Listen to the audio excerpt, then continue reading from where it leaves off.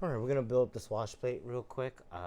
Swash, it's pretty self-explanatory. If you want, you can use red, orange, or blue. Like I said, the SAB blue is really thick and gel-like, and I like that, it basically never backs out. At least I've never had it back out. So I'm gonna use that, and let's see what we have here. I think these are 1.5 mils. Yes, they are. These all look the same except for your anti-rotation pin. So let's get going on getting all this mounted here. I'm just gonna glob it on. I don't really care. You know, like I said, I never want this to ever come apart, so I don't even mind using red. If I had red next to me, I would be using that, but it's fine to use this type of blue.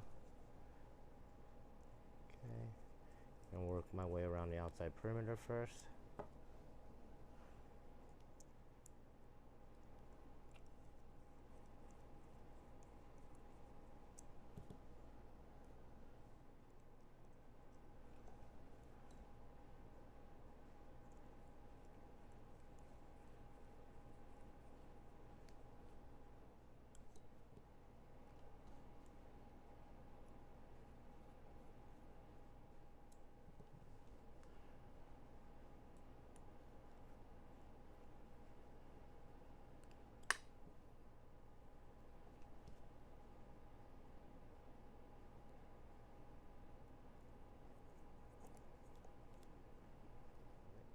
Okay, anti-rotation pin. In fact, yeah, let's put that on there first.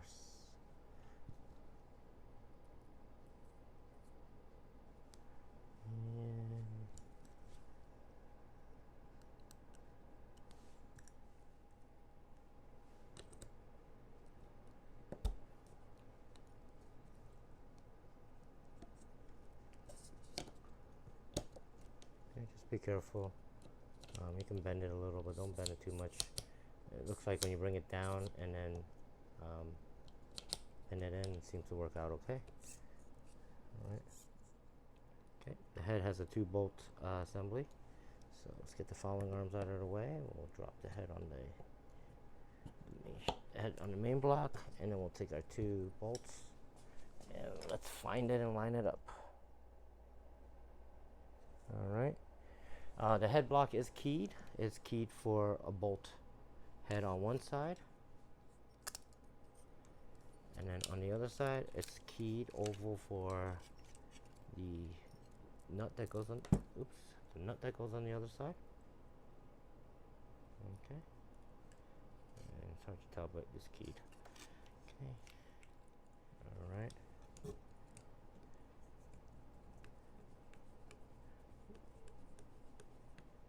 Okay, you just give that a hand tight.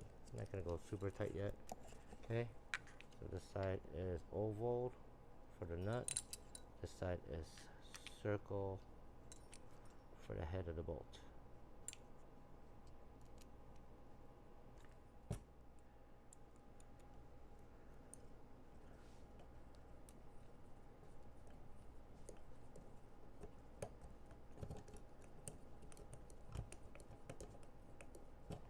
Okay, I'm gonna give that a tighten down. So once I get that snug, I'm gonna snug, go back.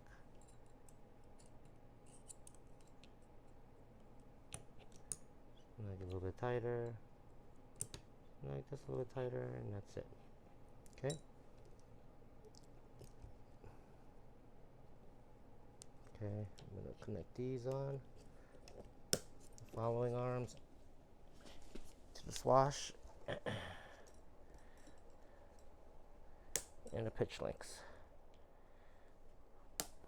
And the last following arm. All right. And there we have it. All right, so we're gonna continue on page 15 here. I'm gonna be building the links. So this is where we're gonna come to two different threaded rod setups for the front servos. So the rear servo has this big assembly, a big rod here. That's going to be the longer rod that goes from the bottom here to the top. And then you have the front two that are shorter because the servos are standing up. and they're closer to it. So we're gonna first put these together real quick. And this needs to be approximately 55.5 millimeters. I'll get my 55.5. Alright, I'm going to make these links up real quick.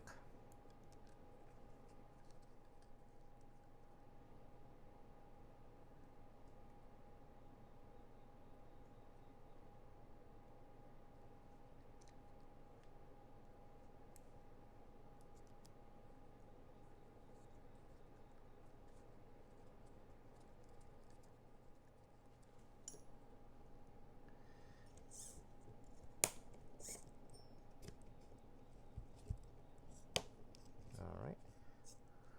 Okay, so depending on your servo, so here, just looking at the instructions here, depending on your spline, if your servo spline to your mount is X number, so anywhere from 11 to 14 or 14 to 15 millimeter, will define different length rod you can end up using. The thetas are on the shorter side, so they're around at 11, 12 millimeter. So we're going to use the smaller 22 little rod here, and I believe is okay, this one.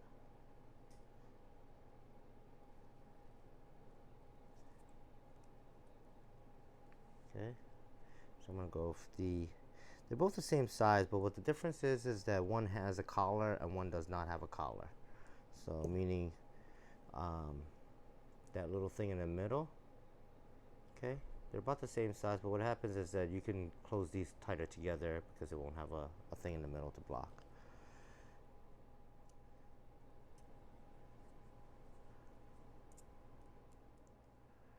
I think this is the worst part of any helicopter build, is making links.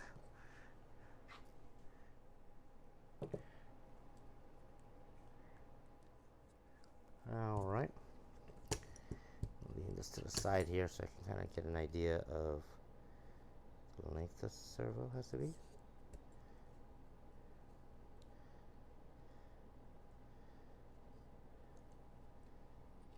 So,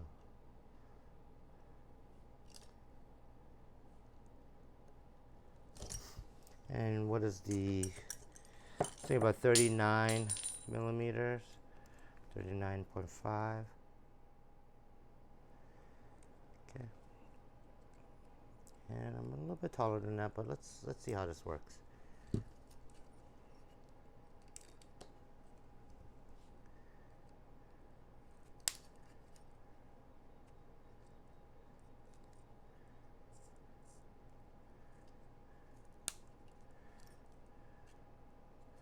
Okay, we'll make the last one here.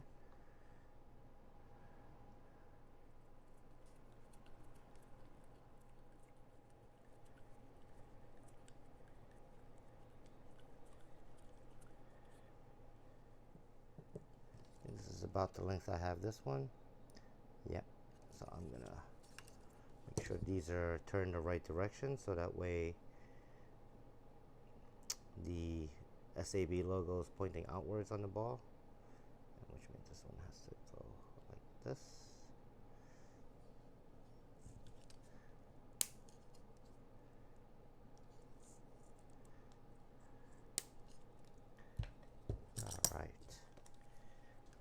All right, let's move it up quickly and get this thing built. We have some epoxy to do. We have to epoxy some of these things on here. Page 16.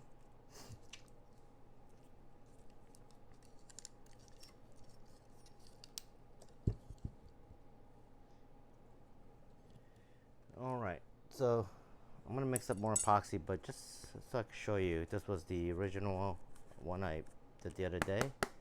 It is pretty much cured 100% rock hard, which means this is cured 100% and rock hard. Yeah. All right, just like before, I'm gonna mix up a little bit of epoxy. So I'm just gonna fast forward through this part, but yeah.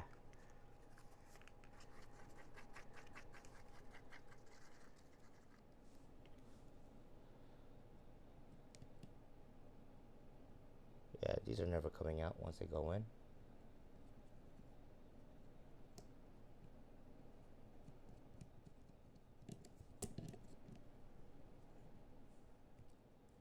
Okay, so these are keyed.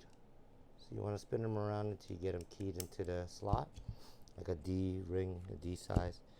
Just gonna put in that key spot, just a little dab of glue, and really just once this gets bolted in, I don't think it's gonna move with or without the glue, but let's follow the instructions and just make sure we have a little dab of epoxy there.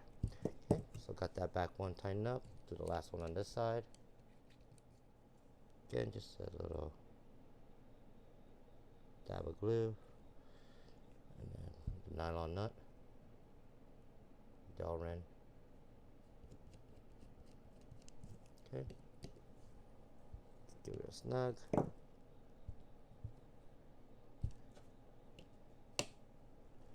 Okay, move on to the other side. Do the same on this side.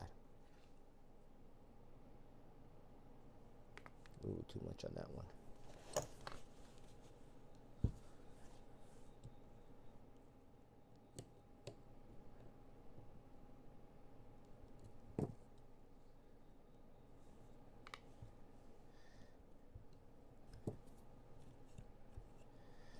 Alright, and the final one up front.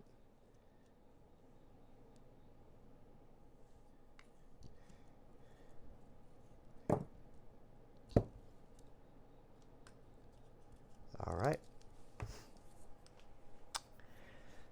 Page 16 done. Move it on. Page 17. We're going to get the lower frames on. Okay. Bag 17. Some Loctite. We got these little foam pads we're going to put on. They go on each side of the front part of the lower skids.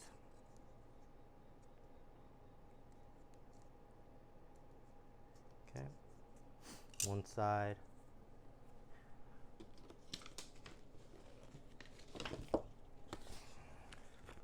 We'll also peel this sticker off.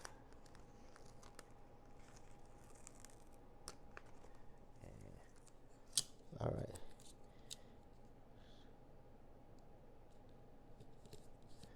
Okay, line up this hole and then this hole, and then we'll just kind of stretch this out and make sure it follows that line. All right. Give it a nice hard press. Make sure it seals and doesn't want to come back up. Okay. We'll do the other side. Flip it around. So make sure we're doing the other side. Get this foam pad on here first. Just on that tip. Lined up there. Okay, lined up there and here.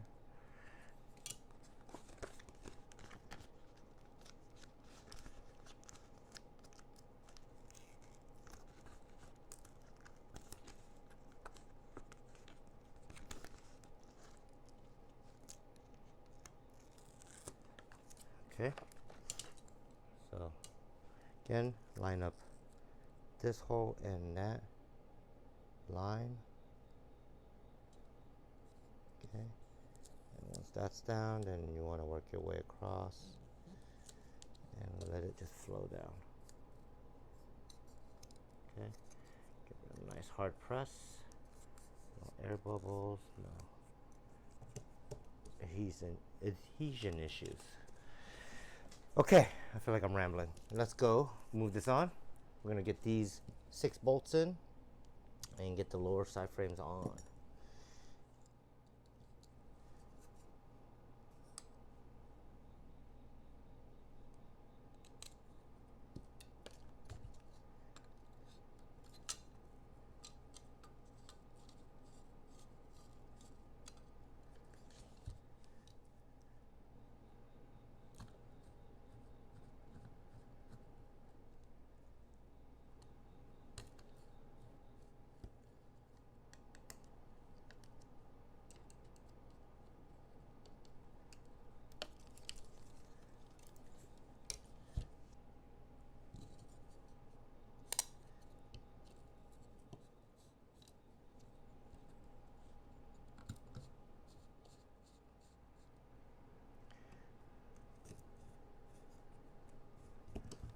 All right, lower side frames are on.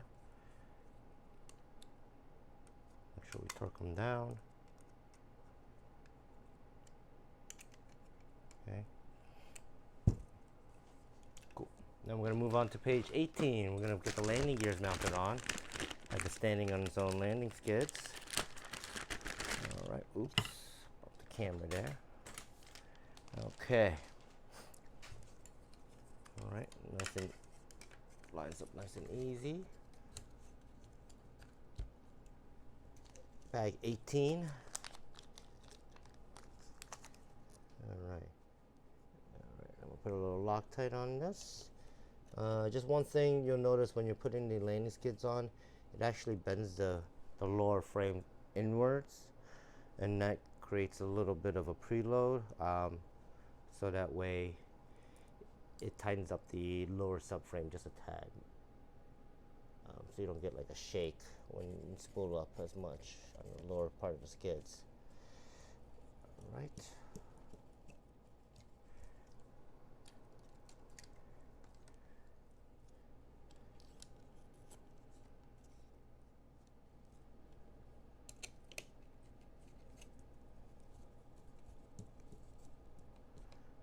All right. Starting to look like a helicopter, huh?